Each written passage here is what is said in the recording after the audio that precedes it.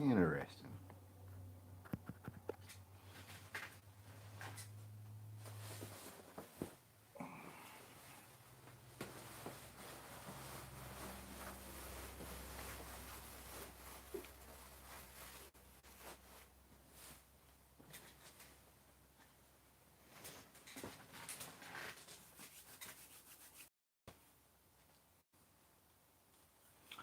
All right, guys, I do believe I'm live. I've got a lot of drag going on here. Someone assume you can see me. So what's going on? Oh, okay. So yesterday I got on here and showed off some books that I got, and things like that. So right now I want to show off some Legion of Superhero books, just because the Legion of Superheroes is pretty freaking cool. If you haven't checked them out, now over the last couple of months, I've been seeing a lot of things here and there on Twitter, a little bit on Facebook. It's kind of blown my mind that there was people talking about Legion of Superheroes. Had actual television, cable, satellite, whatever is out there and stuff like that since about 2008, maybe 2007. So I wasn't really aware that Legion of Superheroes was playing such a huge part in the CW Supergirl show. And so I was sort of wondering where the Legion of Superheroes stuff was coming from.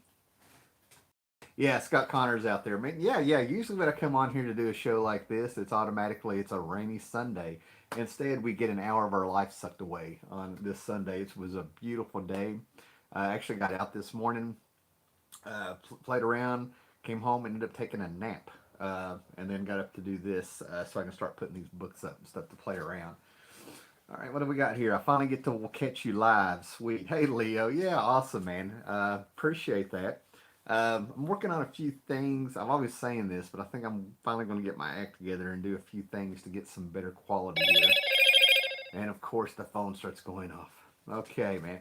Anyway, now the Legion of Superheroes is something that I've loved since a kid. I've actually shown before that the actual comic book, the first comic book I bought with my own money was Superboy in the Legion of Superheroes from 1979. And so I've always been a sucker for them. And the way the Legion of Superheroes kind of works is that you had adventure comics from the 50s, 60s into the 70s. They came into the Superboy comic. Superboy ended up leaving the book. The Legion of Superheroes became that book. Then they got a Baxter series in '84. Then they had the 5 year reboot, like in 1989. 5 years later into the future. Then we had Zero Hour hit. But right before that, though, we had the Legionnaires, where you had the older Legion of Superheroes in a world where the Dominators had taken over Earth Gov in the government, and the way Keith Given, and the people who were helping write that book were doing it, they were using real names of the Legionnaires as they got together. And somebody ran across this cave. I think it was a cave. They went in there, and all of a sudden, it was the Teenage Legion of Superheroes again. So you had two books going at the same time: Legion of Superheroes, who were supposedly the original ones, and then maybe these guys were the clones, where you had the Teenage Legion of Superheroes going on. It went back and forth on who were the clones, and eventually it just dropped it, saying there was no way to tell. So we didn't know what we had here. Then we had Zero Hour come in. They rebooted the book, and then they had another reboot in the 2000s, which I thought was horrible, and that was the Legion of Superheroes by Mark Waid and Barry Kitson. I totally do not blame Barry Kitson. He was an artist doing a job, but that was horrible. And then that ended up being Supergirl and the Legion of Superheroes. They've had other series come out. Then DNA, Dan Abnett, and Andy Lanning, I think was his name, took over the Legion for a while and stuff like that. Hey, what's up, Cayman? And I'm just sitting here. I can go on and on about the Legion history, but then we had the DC 52, and then but before that, we had Jeff Johns come in and start doing a trilogy that started into Justice League by Brad Meltzer and the JSA books by Jeff Johns, where he brought back the 80s Legion like they had started out to begin with, like years had gone by, and this was the same Legion, forgetting all the reboots due to Zero Hour and the 5 years after and all that stuff. And eventually that kind of culminated into Legion of Three Worlds, which was fantastic, a miniseries by Jeff Johns and George Perez, where they took all those different legions, the three boot, the Legion Lost, and all these different legions, and made this comprehensible story where you could understand and follow it. And then it all blew up with DC 52, and they brought it back again, and I don't know what the hell they did there.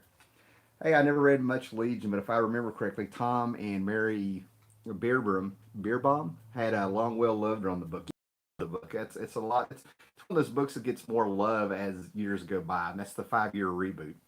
What did you not like about the 2000 Legion? I just read the first volume, the one that Mark Waid and Barry Kitson did.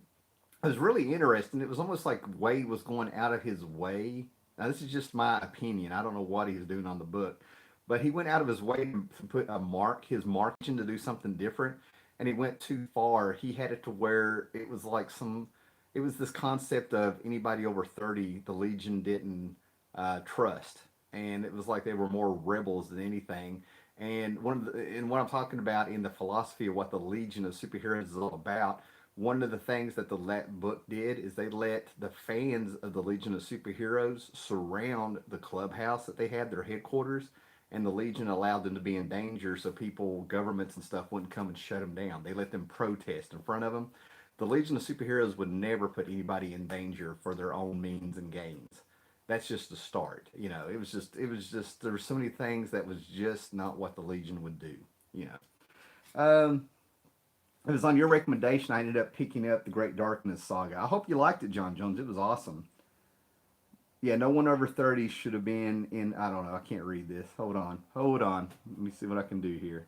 I'm afraid to mess with this. Yeah, no one over 30 should have been titled. No one over 30 should have been titled Legion's Run. Yeah. But that was just one of the things. It just was not the Legion of Superheroes. They could have made a completely different team and done what they did in that book. It was not really, it was not good. All right, so getting to the hall here and stuff. One of the best runs I think that the Legion of Superheroes have is when Keith Giffen and Paul Levitz came together, and they had the Great Darkness saga in the 290s of the Legion of Superheroes book, and then from 295, 296, all up to about 310, 312. That's just a fantastic run. I've talked about it before. I think the run from 295 to about 312 of the Legion of Superheroes is just a fantastic run. And this is a mix of that. This is the Legion of Superhero stuff. Now let me see if I can see you get the guys where you can see this. I can't see the camera here. But anyway, this is issue 289, A Cold and Lonely Corner in Hell. And the thing about this run is that this is the early 80s. And the big books that were out back then were Teen Titans by Marv Wolfman and George Perez, and Chris Claremont, John Byrne, Chris Claremont, Paul Smith, Chris Claremont, Dave Cockrum, you know, on the X-Men and stuff. And those books went head to head, mostly the Dark Phoenix saga with Byrne and them and stuff, right? But if you go back and you read this stuff, the early '80s Paul Levitz and Keith Giffen run, I put that right up there with it. The Great Darkness saga was amazing, and this kind of is right before the Great Darkness saga, you know, 289. And the thing about the Legion of Heroes is that even though they were teenagers and they were getting older and they had a lot of characters to handle, the thing about it is the stakes were really high for the Legion of Superheroes. People died. Pharaoh Lad died. Lightning Lad died. This is in the Silver Age. Jim Shooter came on and created a few characters to where he really put a mark on them. He kind of created Pharaoh Lad to die, you know, and things like that. It was really good. What's going on, y'all? All Eighth Wonder here in Houston. So unfortunately, can't listen in, but we'll definitely catch the reply. Yeah, Kid Ragnarok, come on in here, right? Now jumping ahead to 306, like I said, I'm filling in gaps here and stuff. Starboy was one of my favorite characters on here. Starboy actually ended up, they had a pretty heavy story considering it was Silver Age with Starboy there, where the Legion has a code and a marriage. That was part of the fun about the Legion of Superheroes. It was kind of like you know, kid rules you had in the 50s and 60s, and probably when you were a kid and stuff, like if you had a club and you had rules and stuff, right? But one of the rules was is that the Legion of Superheroes do not kill. And Starboy ended up accidentally killing someone, and they kind of dealt with it in the Silver Age. So that's what's really wild about it. You had this, it started out with this 50s optimistic kind of clean world future, utopian like and stuff. And the Legion eventually morphed to where they took on some heavy, heavy stuff. The real. People could die. Almost like a Wild West thing, you know what I mean? With what was going on, and that's what it was. These characters suffered. These characters could die. These characters would get maimed. Lightning Lad lost an arm. It was just amazing what they would do. Yet these kids stayed optimistic, and I could talk all day long about how I think this came about and stuff. Right? Of course, the Legion of Superheroes was supposed to be inspired by Superboy, which is a whole thing in the '80s that got messed up. All right, and then we're getting into a few books here that I have not read. I haven't been able to read these, right? But this goes along with the curse. They kind of brought in magic or prophecy or something going on with some magic. So I'm going to be glad to pick these up and read them. But here's 307. Now Keith Giffen came in, and Keith Giffen, if you followed his art style, he's really out there sometimes. But he's got actually got quite a few different styles of art, and the stuff that he did in the Legion of Superheroes was just fantastic. It felt like the future. There was also like this continuity. He played around with panel designs. Just fantastic stuff. 311. Brainiac was a huge character in Brainiac 5 was a huge character in Legion of Superheroes. I mean, he actually had a fan following, and a lot of people don't realize is that he was one of those couples. You had like Peter Parker and Mary Jane, Black Canary and Green Arrow, but you had Brainiac 5 and Supergirl, which was just amazing because he's and his ancestor is the original Brainiac, which was one of Superman's mortal foes. So you had like a little bit of a should have had like a little bit of a Romeo Juliet thing there with those two getting together, but it was just really great. A lot of people didn't really realize it and stuff, right? And then we have 312, Science Police, Element Lad, and stuff. And this is what I'm talking about. Back in the Silver Age, like Element Lad is the last of his race, and there was a character named Roxas who had, it's a Silver Age story, so they just kind of mentioned on the side of it, Element Lad just sort of like told the Legion, matter of fact, like, yeah, I'm the last of my race, and a guy named Roxas had wiped us out, and it was genocide. And Keith Giffen and Paul Levitz were able to go back and pick out characters like that and really turn Roxas into like a sociopath. Like if this really happened, they went back and revisited the Silver Age and added sort of like this was a big deal. There's a character named Glorith who showed up in the Legion in the Silver Age and turned the Legion of Superheroes into kids and stuff, right? Well, they made her a main playing character in the Legion of Superheroes through the 80s and 90s because of how powerful she is and stuff, right? That's what I liked about the Paul Levitt stuff. The Legion, up until the reboots, respected the history and they would pull things up and kind of give it a twist. Well, man, we got all kinds of stuff going on here. Hey, how you feel about the post-Zero Hour reboot? Good and bad. There's some good things in there. I think Roger Stern came on there and did some really cool things. They would take some older Legion stories that I saw, and they would kind of give them a little bit of a twist, more of an update. But I think it was just reshuffling the cards so far. I'm kind of reading some of that stuff finally. About a year or two ago, one of my buddies mailed me a whole bunch of those after 0 hour reboots and stuff, right? I think there's a lot of good stuff in there. The Alan Davis covers were amazing, if you will.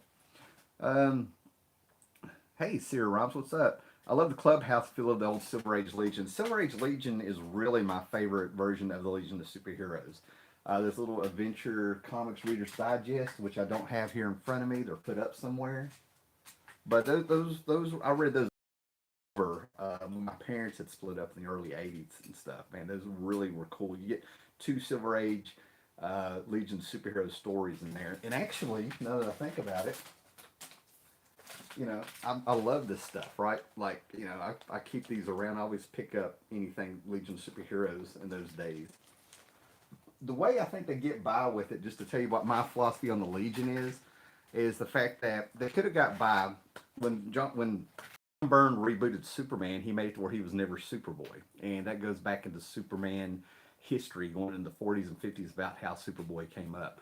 So with the Legion of Superheroes being inspired by Superboy 1,000 years in the future, they were screwed and they came up with this great big huge story about the time trapper still in a millisecond of time and making this fake universe and having a fake Superboy. It got really convoluted.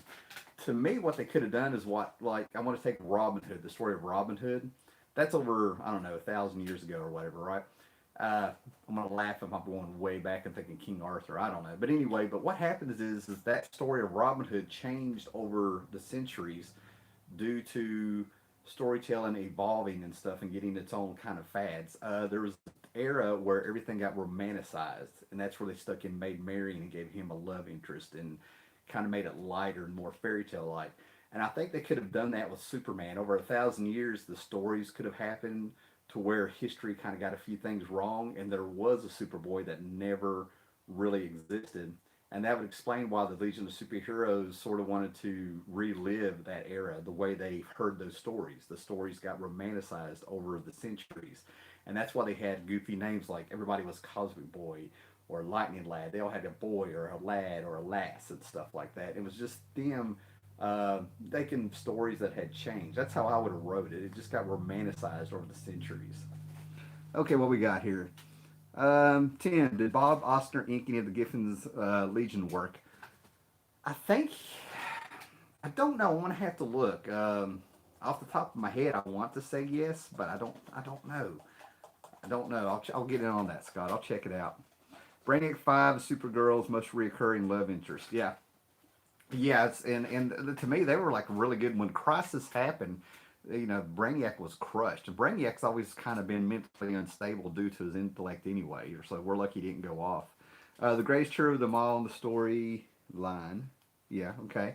John Byrne is great. Burnt a lot of bridges, but his 80s and early 90s work is just amazing. That's John Jones. Yeah, the stuff he did at sea, I like DC. He liked one of the videos I'm actually going to sit down and do. I got one where I went over John Byrne's action run, action comics run, and I need to back up and I'm going to do a John Byrne Superman run, go over the books and stuff, and talk about some of the cool stuff he did. He had two classic stories in there, and one is where the Legion of Superheroes came back in time, and I think the other one is the one where we got Supergirl and got into that pocket universe a little bit and stuff. It was fantastic. John Burns burnt more bridges than the English did in the War of 1812. All right, so anyway, this was like I said, this is the series that was on the newsstand. And then what happened was is that they went direct market with the Baxter series. And usually they did this with the Teen Titans and the Legion books, and you would still get them on the newsstand. But I think after 12 issues, they started reprinting the Baxter series. So you have this gap of a year where the Baxter series picks up, but there's still being stories told in newsstands. And then all of a sudden, that made this newsstand edition a year behind the Baxter series, and it started to reprint what was going on. And this is the Baxter series. The Baxter series probably just ran like around 62, 63 issues or something. And we're back. That is YouTube. This would not be a Howler Mouse live stream if it wasn't for something going wrong with YouTube. YouTube just said that they'd interrupted the stream for some reason, but not my internet and not my phone. Can anybody see me now? And then I'll pick back up where I was talking. Oh, awesome.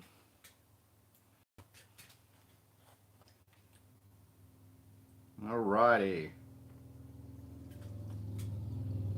The video is gone. All right. Let's fix this. I can fix that. We'll just do it like this. There we go. That is YouTube. I swear, YouTube is messing with me. What's up, guys? Sorry. Amazing. Thanks for the 6 people that stuck around. No idea what I said last time, and now we got the funny. There it is. Yes, I'm back. Now we got the funny little light going on here from the YouTube stream. But let me shut this down and see if that's going to work. Purely professional here. Yeah, that did it. Overexposure. All right. So anyway, going back to the Baxter series here. I have no idea where I left off. When this plays back in the stream, it's going to cut directly to where I came back there, right? So anyway, number 26, I'm really close to finishing this Baxter series that I like. It started out with the first issue hit with a bang. We had four, I don't know, 5 issues, maybe 6 issues. I don't know. The Legion of Supervillains coming right at the Legion of Superheroes like a freaking war. It was just freaking amazing. Keith Giffen did that art, and some things were going on. Then we got Greg LaRocque on there who did some amazing stuff. Greg LaRocque came in with the attitude of let's have some aliens that don't look human in this, and got some cool characters from him, and it went on from there. But like I said, the stakes are always high with the Legion of Superhero, and one of the most powerful characters they got is an Emerald Empress there. Emerald Empress there, and people are going to learn about the Fatal Five now that they have like this cartoon coming out, if it's not already out, of the Justice League versus the Fatal Five, and it just blows my mind that we get that. It really does, and this is going to be mirrored. Daggone it. But anyway, and so the Emerald Empress is one of my favorite characters. That freaking eye, I cannot. I'm going blank on what the eye is actually called, but some good stuff, man. This is some really good stuff. So here's number 26 going up there. And like I said, they have a lot of characters, and they always kind of respect. What I liked about this is they never shied away from the Silver Age stuff. They would call back to it. They would kind of explain things or just act like it wasn't a big deal. And here's number 39. In an area where 39 up to about 50, I really haven't read a lot of the books. They just weren't around. They're not worth anything. But they really haven't been reprinted, and I don't want to reprint it. This series is so cheap to find that I want a complete set. I mean, I find these things for 25 cents, a dollar, 50-cent spins and stuff like that. They even take some characters that would actually make you cringe, and they make them really cool. Universo is one. Universo, they turned that guy. He used to be an ex Green Lantern, and then his son became a Green Lantern, the last one in the universe. His name was Rond, R-O-N-D, Vidar, V-I-D-A-R. And it turns out in the future, the reason you don't see any didn't see any Green Lanterns is they actually acknowledged it. Levitz and Giffen acknowledged why there are no Green Lanterns 1,000 years in the future because they're outlawed on Earth, and there's actually a secret history of Green Lantern. It's kind of weaved in through the Legion books and stuff, right? The Eye of the Emerald Eye of Ekron. Yeah, thank you. Yeah, thank you, Cayman X. I love that. But anyway, they came in here and there's Starfinger. They actually taken Starfinger, who sounds like this jacked up, cocaine influenced guy. It's like a comic book creator took a lot of cocaine while they were watching a James Bond movie and said, "I'll make a Starfinger." And they made him cool. I mean, a lot of this stuff was cool. There's a fan theory that Legion is actually a possible Star Trek future. They have. I hope I'm remembering this right, but I think I have a mini series of Star Trek meets Legion. You know, but yeah, Legion of Superheroes being a Star Trek feature, that would be very cool. And I could go with that idea because the Legion came first. Legion came first, so that would work out cool. All right. And then here's another reason, I really haven't read some of these books because ended up becoming the Millennium hit. That was a weekly series where all these books tied over and they messed with the history. Lensman came first. That's funny. But anyway, we got in here, and so I've never read these, but Millennium was where the Manhunters came in, and we found that they really messed with a lot of stuff to make that work. The Guardians of the Universe came in, and oh my God, what was it? They were bringing in a new breed of something, and that ended up being the new Guardians, and I mean, it was just awful. And they ended up having Lana Lang becoming a Manhunter. Flash's dad was a Manhunter. They went back and said that the blizzard that Superman grew up in when he was a baby, so that nobody saw Martha being pregnant, was because of that blizzard was caused by the Manhunters. So anyway, the Legion 1,000 years in the future somehow. So I'll be interested to see what's going on there. And of course, somebody in the Legion was a Manhunter, or somebody associated with the Legion was a Manhunter. Number 43. Number 46 here. That's Greg LaRock, Mike DiCarlo, but they did a lot of stuff here, man. They played around with a lot of great stuff, and they started building up to this story where Mon-El was going to go after the Time Trapper. There was actually a group of Legionnaires that got together, and they were secretly plotting to go after the Time Trapper, and they ended up with the issue 50, and Mon-El ended up disappearing. They ended up finally coming out and saying what happened to Mon-El in the 5-year reboot that came out in 1989. So you had to wait. Did Perez work on the Legion for a while?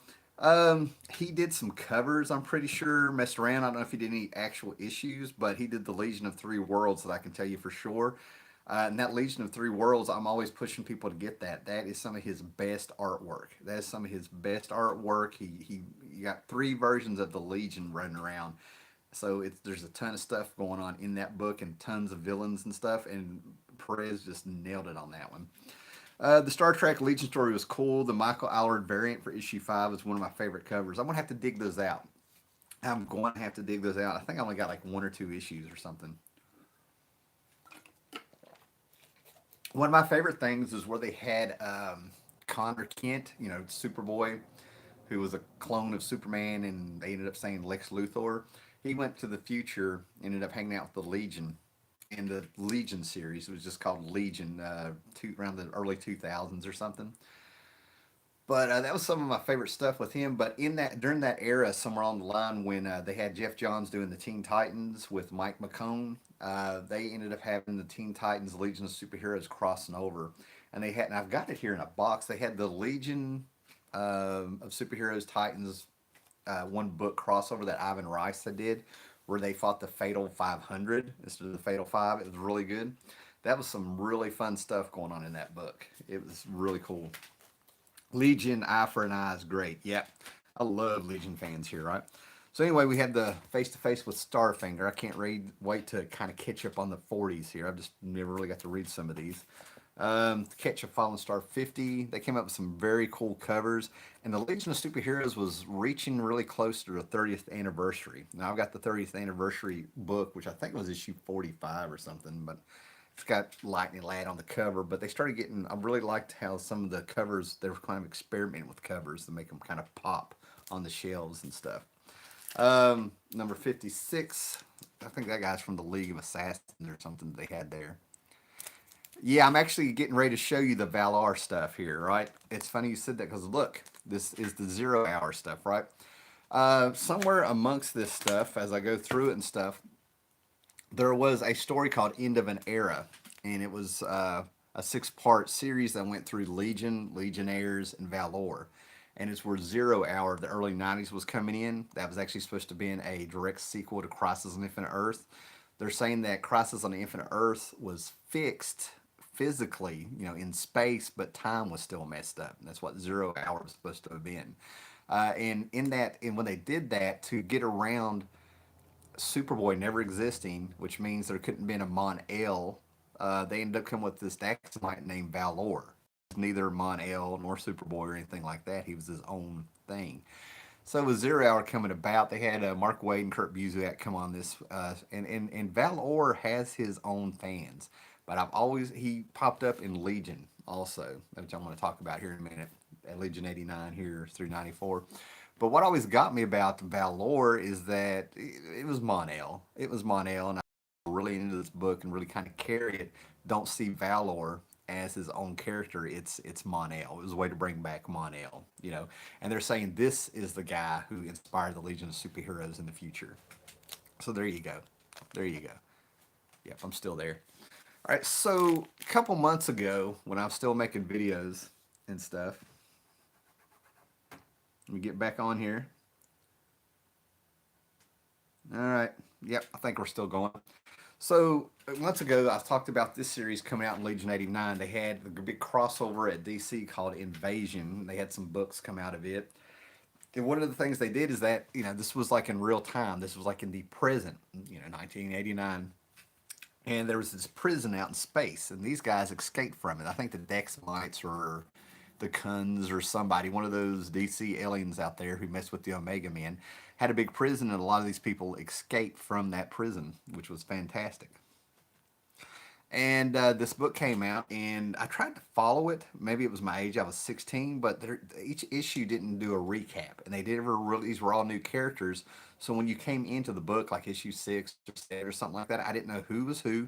I didn't know what powers they had.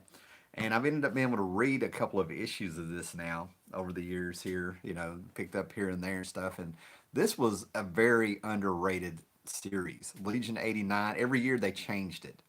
Legion 89, and then when it was 1990, it was Legion 90. And this is now I think that they tied this to the Legion of Superheroes, right? This guy here is a Durlan. Durlan are the aliens they come from a post-apocalyptic world where the radiation causes them all to be shapeshifters He ends up getting switched with a Legion of Superheroes character by Glorith 1,000 years in the future. But when they both switch time periods, they ended up having amnesia. He ends up being Chameleon Boy's dad, and he ends up being R.J. Brand, the man who's the richest man in the universe 1,000 years in the future, and he funds the Legion of Superheroes because they saved him on, three of them saved him on a plane, on a spaceship or something. Might as well have been a plane. And these other characters that popped up and stuff, I'm gonna be learning about him and stuff, right? But this guy was cold and calculated. And it was it's really good stuff. It's brutal. They make space freaking brutal. If you like Guardians of the Galaxy, I honestly feel like they got some of this. Block was a member of League of Super Assassins until joining the League of Superheroes. Yeah, and I have his first appearance. I have his first appearance and stuff. I have the first appearance of Dawnstar. I'm just barely like just kind of going over this real quick, to show a haul video. Legion is one of those things where I can talk all day, and the more you feed back to me and stuff, I'll be like, oh yeah, or I'll be like, that's great. I'm really into it and stuff, right? Now this, I've had this for a while, but I'm gonna give you a little bit of trivia. I don't know if you're, it depends what you're into, but if you can get any Baxter series from DC from that's March 80, if and I've looked for this when I get back issues and stuff to make sure it's complete. There's a promotional little ad in here for the Nightbreed movie, Clive Barker's Nightbreed that was coming out. That kind of gave you the characters that were coming out. That was coming out. So whenever I look at a Baxter series that has the March 90 date on it, I've kind of checked to make sure that that is in there. If I get I have another book here. They did this a couple months before or after for a movie called Shocker. And Shocker had a great soundtrack. You can look up Megadeth doing No More Mr. Nice Guy for the Shocker soundtrack, the Alice Cooper song. Anyway, moving on. But here we have the Eye of Ekron popping up in 1990, Legion 90, if you will. And it takes over, I think, at least one member of the Legion.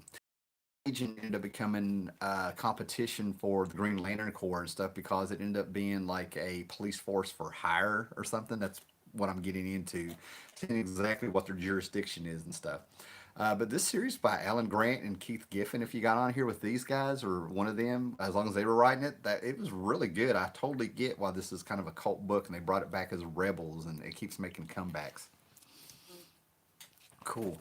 And then you had these great Dan Barrington covers coming out, which I thought was just fantastic. And they pulled Lobo in.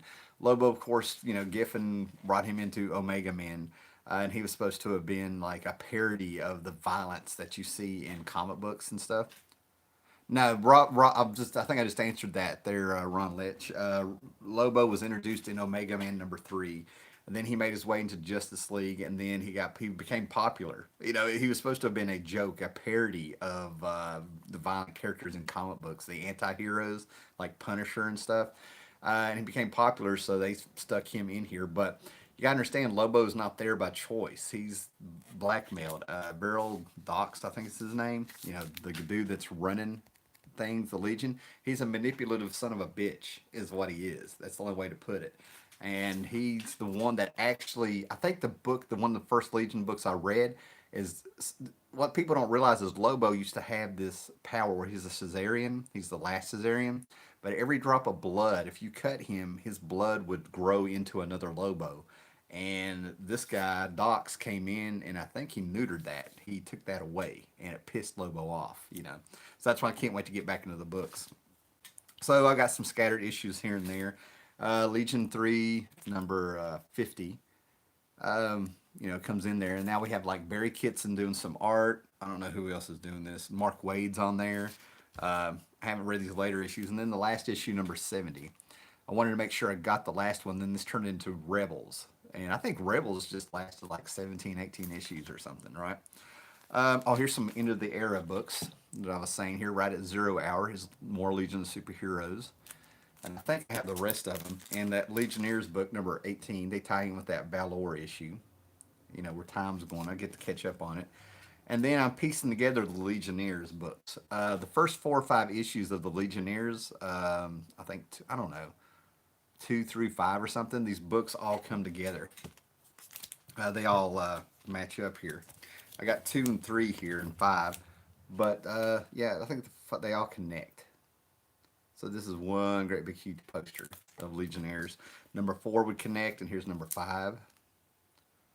So they kind of made everybody happy. There was people who actually liked the dark, gritty Legion 5 years later, but they also came back and gave you the Legionnaires for the people who like the Silver Age stuff. Didn't Chris Sprouse do some of the Legion books? Yeah, yeah. Chris Sprouse got on there, and that's actually I found Chris Sprouse on the Legion books, and I also found him on Sebastian O by Grant Morrison when Morrison was starting to take off. As you can see, we have another End of the Era book with Legion of Superheroes, number 60, and they bring in Glorth again. I'm telling you, Glorth was a Modru and Glorth were big players. And then I found this, and this was fantastic. This is I don't know if this is going to see 2011 52 during DC 52 and stuff, but this is a Legion of Superheroes annual that Keith Giffen came in, and I think Levetts did it too. And this is a whole new Emerald Empress. Apparently, they killed her. The Emerald Empress. They killed her, and you start finding out the eye is actually possessing people. It's not that these people are evil and they're using the eye as a weapon. The eye is using them, and it's found somebody here, and this person is worse. They were psychopath to begin with, and he does this. And Keith Giffen comes in and does this incredible curvy s style that if anybody's followed Giffen for a while, they've seen him do that. First time I saw him do it was on Starbrand in the New Universe in the 80s, and I've seen him use it on OMAC during the DC 52, and I know he's done it somewhere else. But anyway, this was a fantastic issue. I took a chance on this because it was just a buck. All these were just a buck. I did a big trade where I got a couple of hardbacks and some doubles and stuff, and I was able to get $25 store credit, and I spent about $10. So I grabbed this, and this was just fantastic. In the middle of the DC 52, the Legion stories were actually fantastic, right? So that's it for the Legion stuff I picked up. I got some odds and ends here, but I'll save them. Anybody got any questions here? Well, where would you recommend if someone wanted to out some Legion series books, to get some Legion series books? I always, I always go for the big ones. I always go for, I always say get the Great Darkness Saga.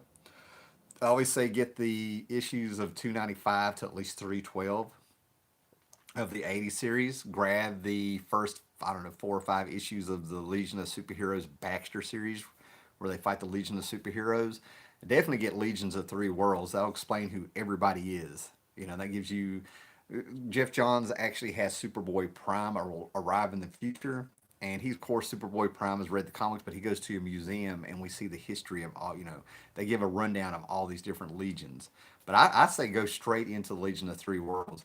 Um, what do you think of the Legion? What did you think of the Legion cartoon? Now, are you talking about if you're talking about that cartoon that came out in the 2000s and stuff, I dug it. I was just, but as a fan of the Legion, I was totally biased. I saw some things I just kind of eye rolled, but there were, I got to remember that was a Saturday morning cartoon show. Yeah, the 2006 cartoon.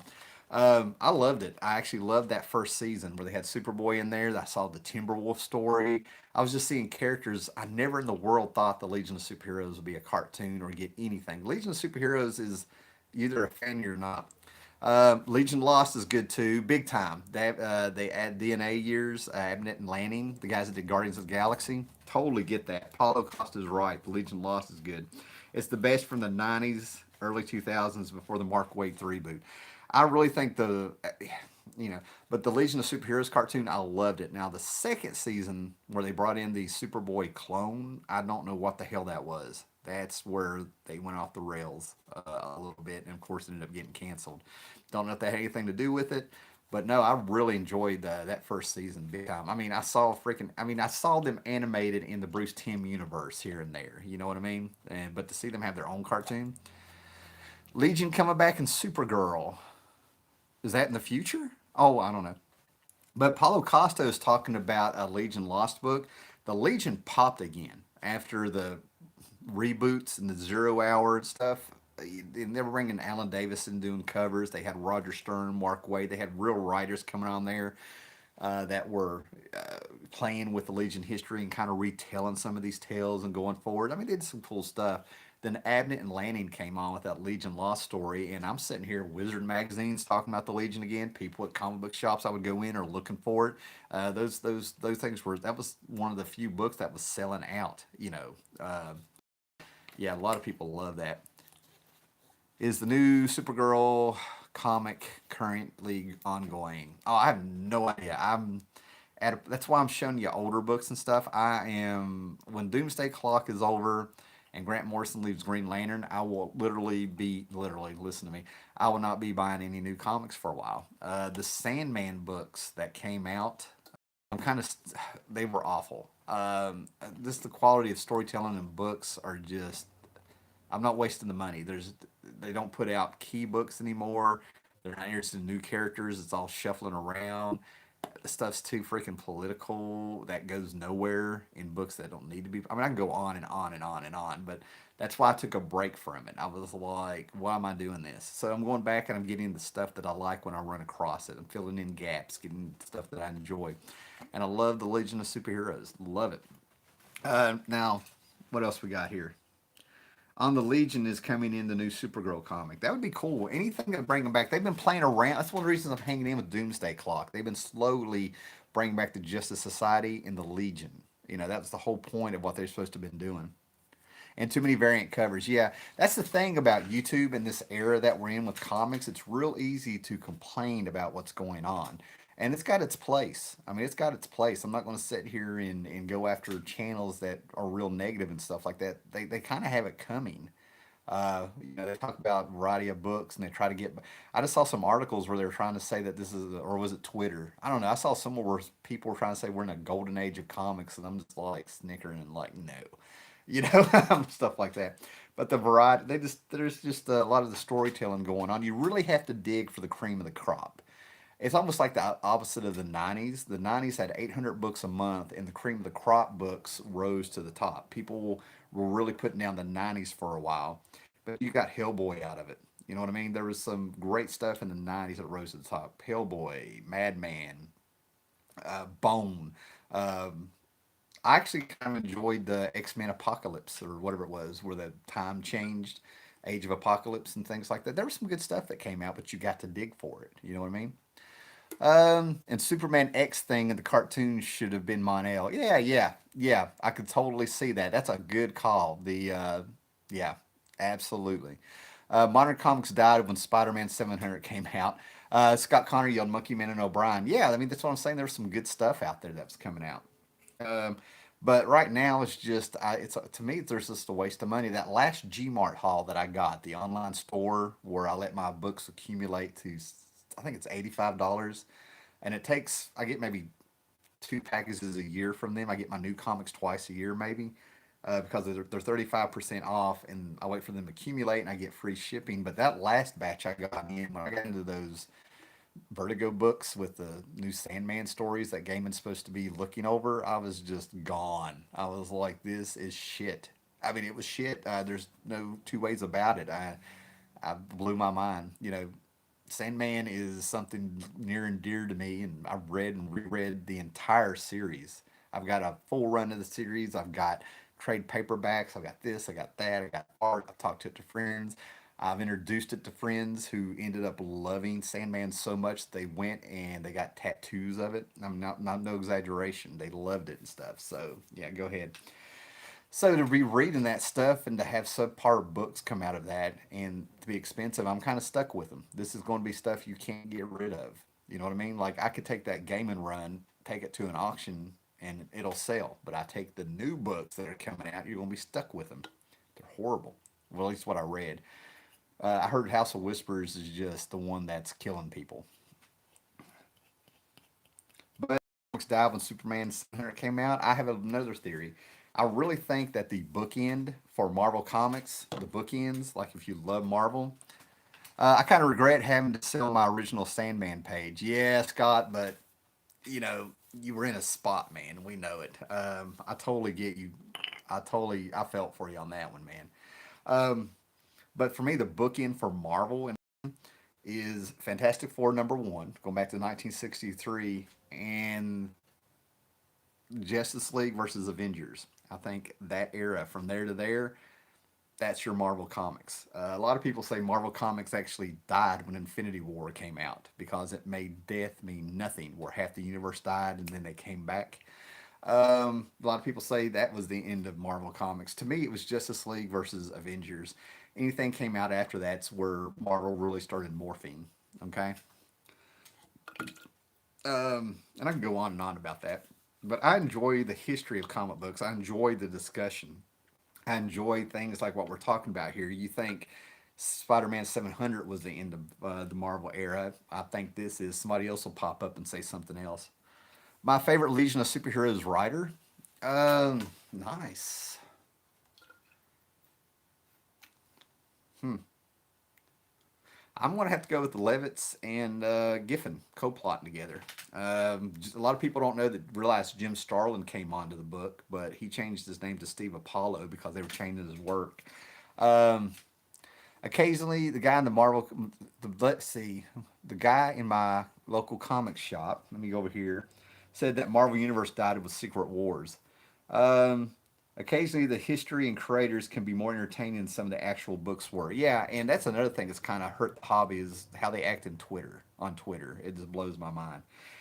So John Jones said that a guy in his local comics book shop said the Marvel Universe died of Secret Wars. I get where he's coming from on that. Secret Wars was for a toy line. But Jim Shooter took that and gave us secretly, he played with us. He had all these characters crossover, X Men. I mean, I know that Marvel had a continuity, but everybody had their own corner. Okay, Spider Man over here, X Men over here, things like that, and then they got brought together because of the toy line. But Jim Shooter wrote this glorious epic that was like the last greatest Doctor Doom story. You know what I mean? There's something salvageable there. Could that be the end of Marvel for him? Yeah. But there's also people who go further back and they say the end of Marvel Comics is when Marvel Team Up came up because all of a sudden you had these impossible stories that could not possibly be in continuity of Spider-Man meeting a hero every month.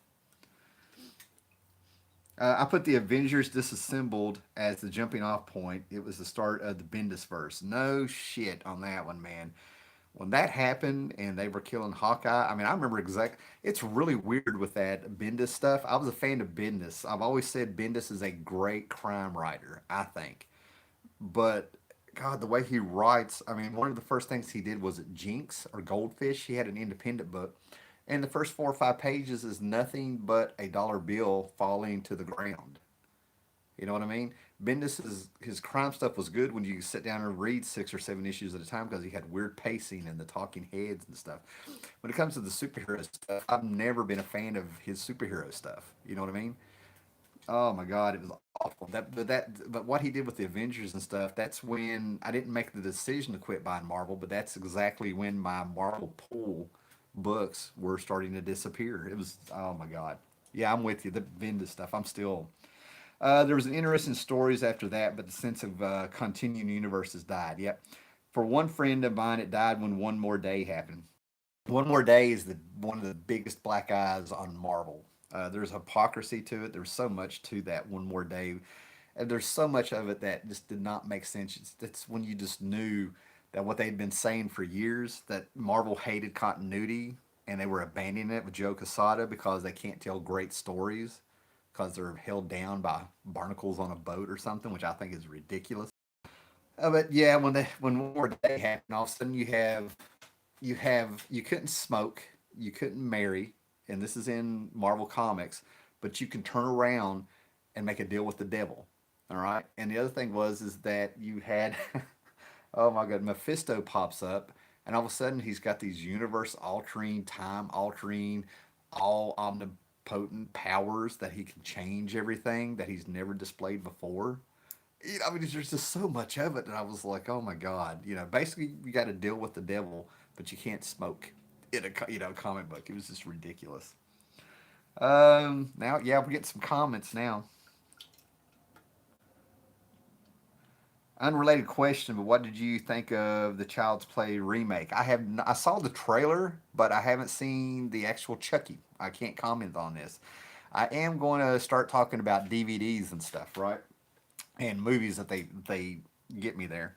Yeah, George Perez, Jelly Avengers is great. Cayman X. That's what I was saying. To me, that was like one that may be the last great in continuity Avengers stories that Marvel ever put out because the Avengers history, along with the Justice League history, is celebrated in that.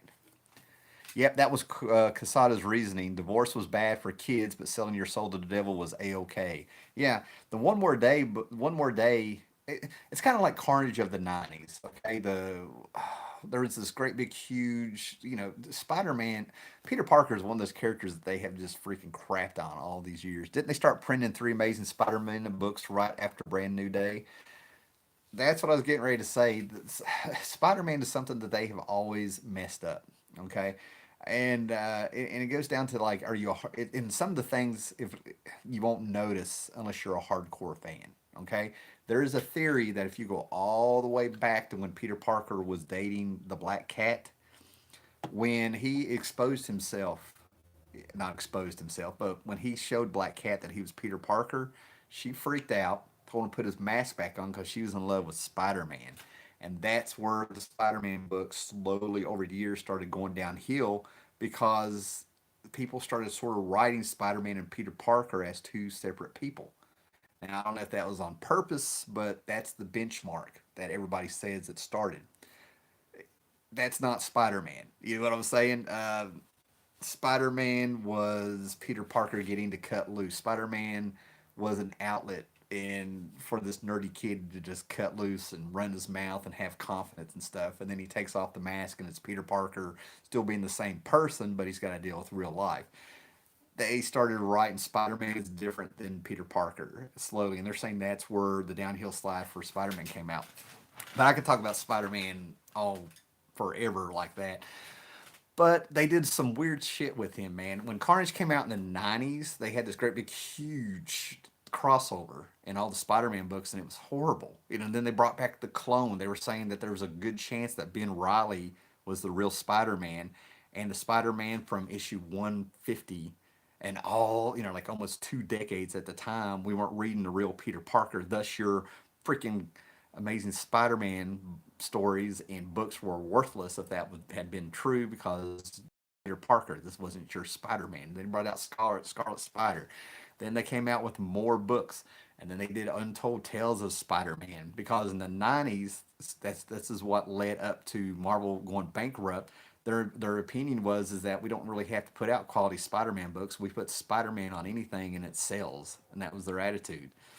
But anyway, they had Untold Tales of Spider-Man going age to where Kurt Busiek, trying to think who the right artist was, but anyway, they had a book that actually came out where it took place in between, like issue 1 and 2. You had 1.5 Untold Tales, but you would open up the book and it would tell you where this fit in Spider-Man continuity.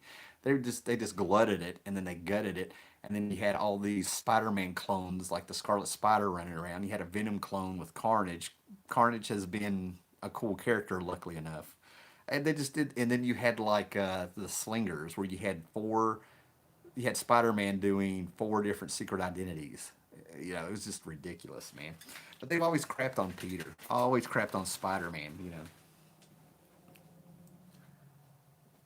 In the middle of the New 52, it fell off with DC. Yeah, 52. DC's apologized for the 52, which was good of them.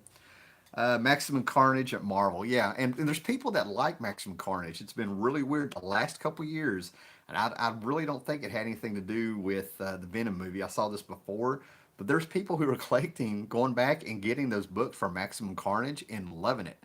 I personally think that the quality of new books are so bad, and when it comes to like not having cool stuff in them, key characters, continuity, neat little things they used to do that made comics and stuff, that people are going back and they're finding these things for cheap and they're loving it because it's old style comics, even though maybe it's not Shakespeare, it's not a Neil Gaiman, Alan Moore, Grant Morrison, or anything like that, but people are digging them, and I think it's because they're hungry for comic books, and we're not getting that now. Where's Archie Goodwin when you need him? Scott, you're going to make me cry. Archie Goodwin, man. That man does not get the credit he deserves. Good God. Spider Side. Yep, that's right. Then we got John Jones responding to Cayman X. I never read a DC comic until New 52 and was so disappointed. I asked for better. Ended up with Mark Wade's run of Flash and brought that a lot. Mark Wade's Flash was so fantastic because he was showing there was nothing wrong with Silver Age stories. He was actually showing that when it came to Wally West Flash and the legacy of the Flash and pulling in a bunch of speedsters and the way he was telling these stories and stuff that there's nothing to fix because nothing was broke. That Flash run that Mark Waid did in the 90s, I can separate the art from the artist on that one. After seeing how Wade's been acting online over the last couple years and things like that, I really had a hard time buying some his books. I don't want to support somebody like that. But I've come past that, and that stuff that he did was fantastic. I wonder how I feel about Steve Ditko's work. Steve Ditko was a freaking genius. You talk about a man that was born to do nothing else but comics.